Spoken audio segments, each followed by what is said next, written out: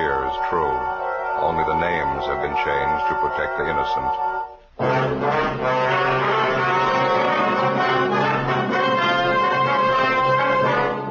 You're a detective sergeant. You're assigned a homicide detail. It's New Year's Eve in your city and you're on special duty. Thousands of people crowd downtown streets.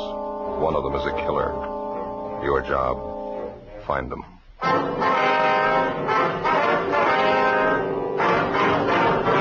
Dragnet, the documented drama of an actual crime. For the next 30 minutes, in cooperation with the Los Angeles Police Department, you will travel step by step on the side of the law through an actual case transcribed from official police files. From beginning to end, from crime to punishment, Dragnet is the story of your police force in action.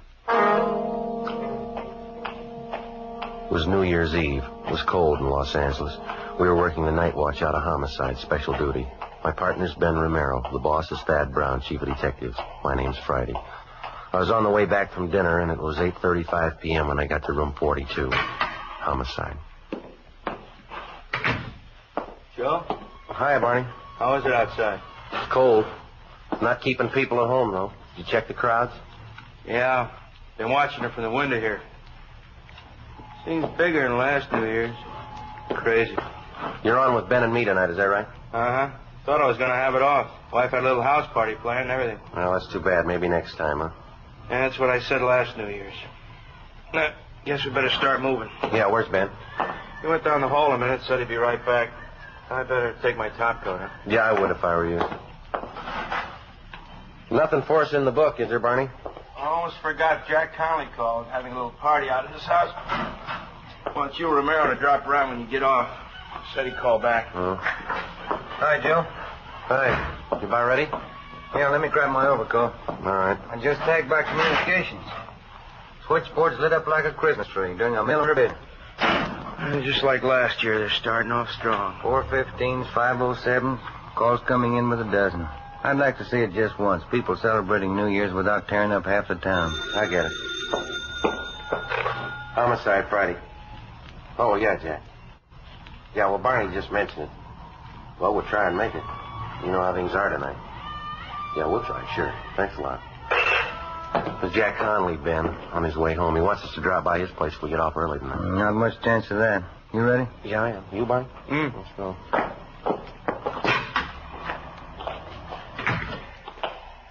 Guess you can't tell. You might get a break. Hmm? The crowds are starting in pretty early. Good chance they'll break and go home right after midnight. That should get us off early. And that was the idea last year, wasn't it, Ben? Yeah. What time did you get off? 6 a.m. Together with Sergeant Barney Luchek, Ben and I left the city hall and started to cruise to the southern end of the central area. As any police officer can tell you, New Year's Eve for him is one of the hardest working nights in the year. This one was no different for us. Within an hour, we'd had more than a half a dozen calls to check out. Street fights, drunken driving, disturbing the peace. The usual complaints that you'd expect to get when a community of 3 million celebrates New Year's Eve. 9:43 p.m. We were cruising in the area of Alameda and Macy Street. Unit 72R at Wilshire in Geneva at 311. 311 KMA 367. Roger, 72R.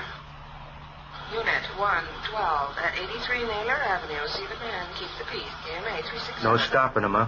Well, it's a big night.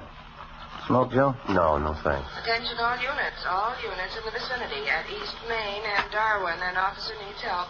That looks like we got one, huh? Yeah. All units in the vicinity at East Main and Darwin. An officer needs help. KMA 367. I guess we better handle it, huh? All right. Next one to the left, Ben. We can go out Darwin. Well, I better call in. 80K to Control 1. 80K to Control 1. What's the matter? Well, I guess they're busy. 80K to Control 1. 80K to Control 1. Stand by, 80K. Attention, all units. All units in the vicinity. The call to East Main and Darwin is now a shooting. I guess you better push it, Ben. Yep. Got it down to the floor. All units in the vicinity. The call to East Main and Darwin is now a shooting. The call is now code 3, KMA 367. That's it coming up, Ben. East Main. Yeah. There's a crowd there on the corner. I guess you better pull up here, huh? All right. Come on.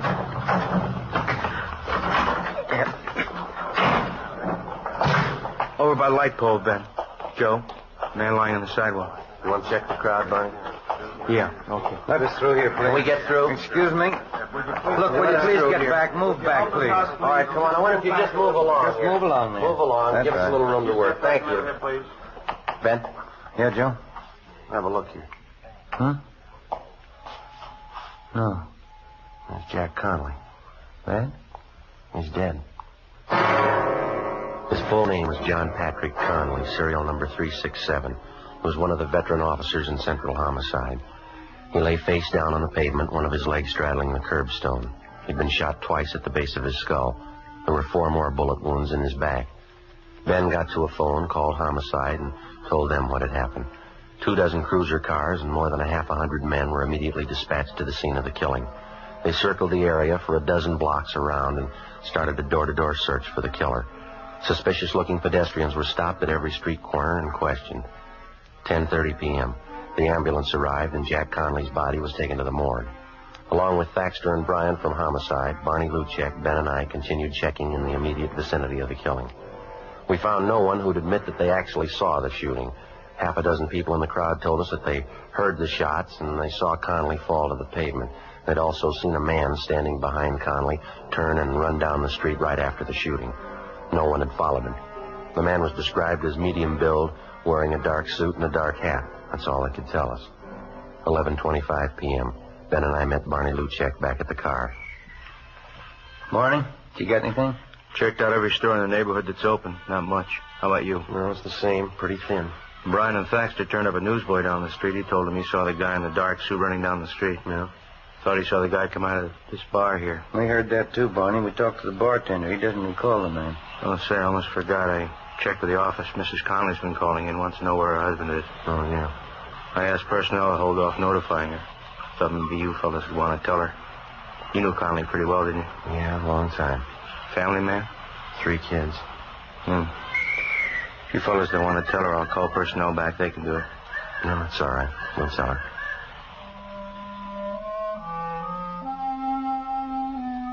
11:40 p.m. Ben and I got in the car and headed out for the home of the slain officer, Jack Conley. The house was on Ralston Avenue, just a few blocks from where Ben lived. We parked the car and started up the front walk. The lights were burning in the living room.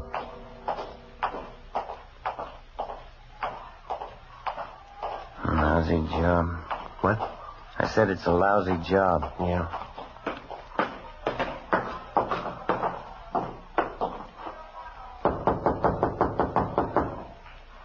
Better try it again, huh? I heard it. Somebody's coming. Oh. Hi, Joe, Ben. Hello, Betty. Hi, Betty. I'm sure glad you can make it. Everybody's here. Come in, come in. Okay. Thank you. I'm still waiting for that wandering husband of mine. If he's not here by midnight, he's going to be in the doghouse for sure. Here, let me take your coat. No, Betty, that's all right. I wonder if we could go back into the kitchen. We'd like to talk to you. Mary, can't you stay long? Well, no, not too long. Oh, that's too bad. Well, come on back in the kitchen and I'll get you something. Maybe you can drop back later on. Jack should be here by then. He'd better be. Come on in. Either one of you seen Jack? That's what we wanted to talk to you about, Betty. What? You want to sit down, Betty? What is it, Joe? Tell me. Well, he had an accident. Where is he? I want to go see him. How bad an accident? Pretty bad. I want to go see him, Joe. If he's hurt, I want to see him. Couldn't be that bad, could it? Yeah. Oh, please, Joe. Please, not dead. Tell me, Joe, please. I'm sorry, Betty. Dear God. Oh, God. Want to give me a hand here, Joe? Yeah. As white as a sheet. Be worse when she comes to. We better get a hold of the family doctor. No, we're going to have to wait. We'll never get through now. Huh? Phone lines are probably jammed. It's midnight. Oh, yeah. Happy New Year.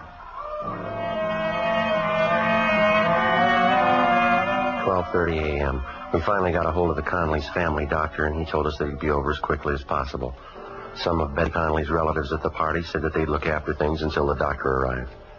Ben and I left the house and drove back to the scene of the murder. The house-to-house check of the entire area was still going on. There was no trace of the killer. 1:30 a.m. A low fog moved in over the city. Traffic began to thin out a little. The street crowds disappeared. 2 a.m. The search went on. A little before 2:30, a patrolman on foot located a taxicab driver in the neighborhood who claimed that he'd seen a man answering the killer's description just after the shooting. Ben and I went down the street to talk to the driver. He sat behind the wheel of his cab. It was especially equipped with shortwave radio to handle calls directly from the taxi company's dispatch office. Try to pass it on for whatever it's worth, officer. It happened just a minute or two before I picked up my last fare. What time was that? Do you remember? Oh, remembering, too, and I got it right here in the waybill. Yeah, here we go. 9:48 p.m. I was parked just where I am now. Same old stand. I picked up a fare, drove him to North Main and Sotelo, and I came back here. My cab broke down. Lousy distributor. I've been waiting for the repair truck ever since. Well, just what was it that happened before you picked up that fare here? That was at 9:48, is that right? Yeah, 9:48, yeah. Well, I was going to say, it was just a minute or two before that. I was parked right here. This guy comes running down the street through the crowd. He was really running, too. Yeah, go ahead. He's almost past me when he stopped all of a sudden, turned around and looked at me. I thought he wanted a cab, so I opened the door for him. He just looked at me and said, "Never mind," or something like that, and then he took off down the street. Maybe he was just a little goofed up, I don't know. Can you remember what he looked like? Oh, about your build, I guess. Medium, had a hat on, dark hat, dark suit. Did you get a look at his face? Yeah, he's about 28 or 30, dark complexion. Anything else you remember about him? No, not for sure. He looked like 100 other mooches down around this neighborhood. Just listen to those calls come in, huh? New Year's Eve, and I draw a lame cab. Well, there's nothing else that you remember about this man that you think might help us, huh? No, you got it all, Sergeant. Just acted a little queer, that's all. Goofed up, probably. Did you see which way he went when he took off? Right down the street. That way. Mm-hmm. Lost himself in the crowd. I couldn't be bothered. Mm-hmm. How about when he came running down the street towards you? Did you happen to notice where he was coming from? Matter of fact, yeah, that was just after I heard those gunshots. Of course, I didn't know there were gunshots then. Yeah. Looked to me like he came out of that joint up there, right near where the cop was shot. Which joint was that? The 228, that bar up there. Well, it wasn't much, but it was the only lead we had to go on. 7 persons in the vicinity at the time of the shooting had volunteered the information that the killer had been a recent customer at the 228 Club, the neighborhood tavern. The owner and bartender of the club, Ralph Stevens, had been questioned twice that night by different officers, and he twice denied that there was any possibility that the killer could have been a patron at his bar. Stevens' denial didn't make any more sense than the killing itself. We made arrangements to have the cab driver we interviewed come down to the city hall to check through our mug books for the suspect. By 10 a.m. the next morning, the body of the slain homicide officer, Jack Conley, had been posted. 4 bullets were taken from his back, 2 from the base of his skull. Russ Camp ran the slugs through ballistics, where they were identified as having been fired from a .38 caliber Colt Special revolver. 11 a.m. We drove back to the 228 Club, where we talked to some of the customers who'd been there the night before. 3 of them told us that they'd seen a man answering the general description of the killer in the bar shortly before the shooting. Ben and I went back to the stockroom at the rear of the bar and talked to the owner, Ralph Stevens. Look, how long does this thing have to go on anyway? I told you everything I knew last night. We know that, Stevens. Doesn't seem to jibe with what the rest of the witnesses saw, though. Then maybe you better take it up with them. I don't know anything about it. I got work to do, and you're in my way there. Excuse me. How come you're so sure that the man we want wasn't in your place last night? I'm not on trial here. You asked me what I know, and I told you. If you don't mind, I got work to do. You mind moving over there? All right, we'd appreciate it if you'd cooperate. All right, if you want to know the truth, you're not good for my business here. Cops never are. Coming around asking questions, customers don't like it. It's no good for business, no good at all. A cop was killed last night right outside your front door. Now, half a dozen people say that the guy who did it was in here drinking. I run this place. It's mine. I say the man wasn't in here. Still like to know how you're so sure. I'm getting a little tired of this. I don't have an office down at the city hall to lounge around in. I got work to do. How about leaving, huh? You want to get your coat? We can talk to you downtown. Come on.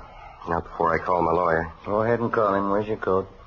Why do we have to have trouble? I haven't got any beefs with you. No trouble, Stevens. We have to get to the bottom of it, that's all. Like to have you cooperate. Maybe the guy was in here last night. He came in a couple of times, that's all. I didn't want it to get out. Bad for business, those things. Can't afford it. Keeps customers away. Then the man was in here last night, is that right? I wasn't trying to cover it for him. I hardly know him. I just didn't want it to get out. I got a right to protect my business. Who is the man?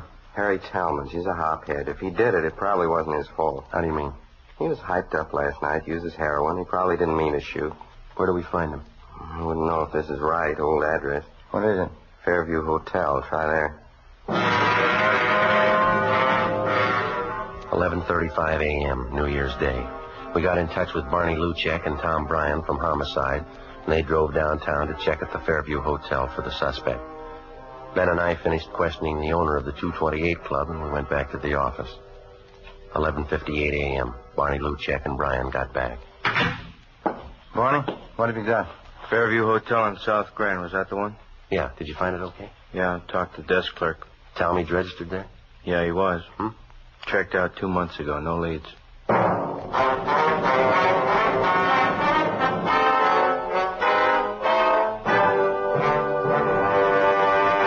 You are listening to Dragnet, a series of authentic case histories documented from official files.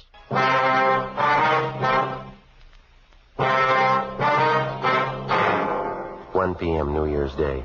After we found that the suspect, Harry Talmadge, had checked out of the Fairview Hotel months before, Ben and I went back to the office and ran his name through R&I. The information given us by Ralph Stevens, the owner of the 228 Club, was apparently correct. The record on Talmadge showed that he was a confirmed user of narcotics. He served 2 brief terms for illegal possession of narcotics and another short term in the county jail for petty theft. We got out a broadcast and an APB on Talmadge. We checked out all his known friends and relatives, the places that he frequented, hotels, boarding houses that he'd stayed at. No leads. With the help of Lieutenant Walters and narcotics detail, we finally found the trail most likely to lead us to the suspect. The peddlers who were suspected of supplying Talmadge with narcotics. They were kept under a 24-hour watch. 3 days passed. No results. January 4th, 9 a.m. Ben and I went to the funeral and burial services for the murdered officer, Jack Conley. 11 a.m. We got back to the office. Don't know why, Joe. I just don't cotton to funerals. Not a cop's funeral, anyway. No, I don't blame you. His wife looked a lot better, didn't she? Yeah, she do bearing up good, considering. Well, Joe? Hi, Barney. What do you say, Barney? That young fella you told me about, he phoned you, Ben. Oh, is that right? Did you give him the information? Yeah, he wanted to know all about taking the police department examination. Now, who's that? One of my neighbor boys, a nice kid. Wants to get on the force. I told him to apply at room 5, City Hall, any weekday. You can make his application then. That it? Fine, Barney, thanks. Well, they got the recruiting campaign going now? Yeah, all this month. Taking applications from all over the country. I'll get it. Homicide, Friday. Oh, yeah, Walters. Just a minute. Okay. A-L-D-S-O-N, Donaldson. Okay, fine. Thanks a lot. Lou Walters, narcotics might be something. What's that? Oh? Well, he got a line on one of the mules who used to push heroin to town. He's a guy by the name of Donaldson. He's been sounded out. He's ready to talk to us. This Donaldson was close to Talmadge? Well, supposedly, yeah. You know where Talmadge is? Well, let's ask him. Ben and I left the office and drove to the address on South Alameda where Donaldson, a friend of the murder suspect, was supposed to be staying. Turned out to be a cheap hotel in the Skid Row district. It was next to one of the rescue missions down there. We finally located Donaldson across the street. He was standing on the sidewalk along with 4 or 5 other men. They were listening to a small Salvation Army band playing outside one of the beer joints. I hardly miss any of these sidewalk meetings, Sergeant. Like 'em. Band music. I even listen to the sermons. Do me a lot of good. I understand you're not pushing junk anymore, Donaldson. Is that right? And you want to call me Big, Sergeant? Name's really John, but everybody calls me Big. All right. No, I haven't been pushing junk. Not for months. All through with it. Well, when's the last time that you saw Harry Talmadge? A couple of weeks ago. I'm not much for Harry anymore.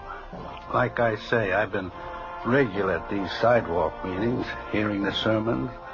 Changes the way a fella does things, you know. Yeah. Man's got to turn good sometime during his life. Not getting any younger. 58. I figure it's time I start living by the word. Say, that's nice music, isn't it? Yeah. Do you have any idea where we might find Talmadge now? I might have a few ideas on it. I don't know. Say, I guess neither one of you fellas use snuff. No. Don't bother you, does it? No, go right ahead. That's all right. I know the last boarding house Harry stayed at, if that'll help any. Place on 12th Street. I can give you the address. Well, is he still there, do you know? I don't think he is, no. Matter of fact, I'm sure he's not. Wish Harry'd come around and see me. Like to get him interested in these sidewalk meetings. Get him listening to the sermons. Might help him. Did an awful lot for me. Yes, sir. Will you say that you saw Talmadge about 2 weeks ago? Well, not quite 2 weeks ago. It was the day after Christmas. Came down to my hotel and wanted some money. I couldn't give him any. That's when he told me he was moving. Going to some rooming house up around the city hall section up there. Did he mention any address? Not that I recollect, no. That sure is nice music, isn't it? Well, how about some of his other friends, Biggs? You think they might be able to help us? Well, Duke might help you. Harry and old Duke are still great friends. Duke sees them more than I do. Where do we find Duke? Well, you know the Penny Arcade down in South Main? Right down from the train depot there? Yeah. That's where Duke works. He's a janitor there. I've been trying to get Duke to come to the sidewalk meetings, too. He sure could stand it, old Duke. Well, thanks very much, Biggs. Not at all, Sergeant. Always glad to help out. Now, look at that now. All out of snuff. Say you couldn't see your way clear, could you? There you go, Biggs. That's sure Christian of you, Sergeant. I'll handle this just like a personal loan. That's all right, Biggs. Don't say anything about us talking to you, though, huh? Not to anyone. No, sir, I won't. You can trust me. Say, when you see Harry, give him a message, huh? Well, what's that? You tell him to come and see me. I want him to show up at these meetings, hear the sermons. It could change everything, Sergeant. Could give him a new life, new soul. Brand new soul for Harry. Think of that. Yeah, I could use one. 3 p.m. Tuesday, January 4th. We drove down to the Penny Arcade on South Main. Harry Talmadge's friend, Duke, wasn't there. The manager of the place gave us his home address, and we checked it out. Duke wasn't there either. We staked out at the place for the rest of the afternoon. Duke failed to show. At 6 o'clock that night, Barney Luchek and Brian from Homicide came out and relieved us. Ben and I had dinner at Johnny Copen's, and then we went back to the office. 7:20 p.m. Want to grab that, Joe? Yeah, I got it. Homicide, Friday. This is Luchek, Joe. Oh, yeah, Barney. Talmadge's friend just showed up here. We're talking to him now. Will he tell you anything? Yeah, you got a pencil. You better write this down. All right, wait a minute. Just a second. All right, go ahead. 1727 West Hoover, apartment 3. That was 1727 West Hoover, is that right? Yeah. Apartment 3? Well, what's the pitch? Harry Talmadge. Duke says he's there now. All right, Barney, thanks. Bye. Luchek? Yeah. What's he got? Harry Talmadge. Supposed to be at this address. Ben and I got in the car and drove out to the West Hoover Street address where we met Luchek and Brian. 1727 was a small two-story apartment house, Spanish stucco in style. Apartment 3 was at the rear of the first floor. All right, Luchek, you want to pick up Brian and you cover the back. Huh? Right, Joe. Come on, Ben. Let's go.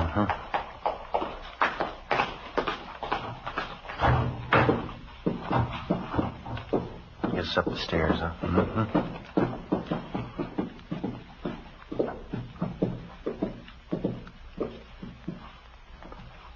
Number 3.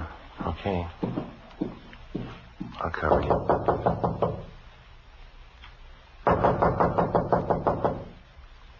No sound inside.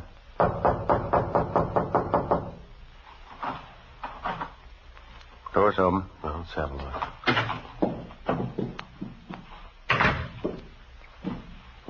No, it's empty. You want to try the bedroom? I'll check the kitchen. Joe,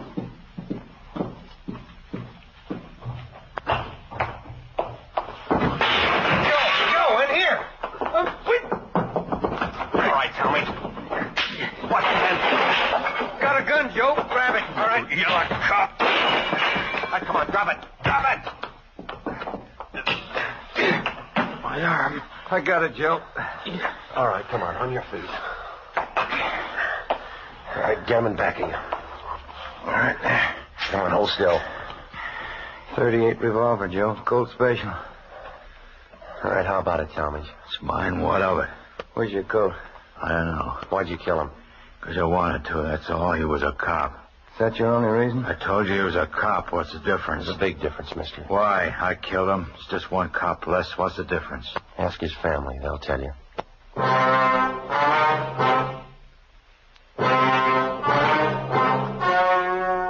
story you have just heard was true. Only the names were changed to protect the innocent. On March 26th, trial was held in Superior Court, Department 86, City and County of Los Angeles, State of California. In a moment, the results of that trial.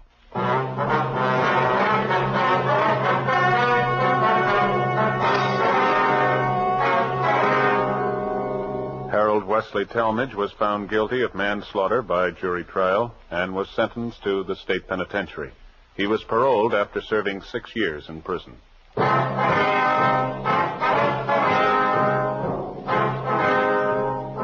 You have just heard Dragnet, a series of authentic cases from official files. Technical advice comes from the Office of Chief of Police W.H. Parker, Los Angeles Police Department.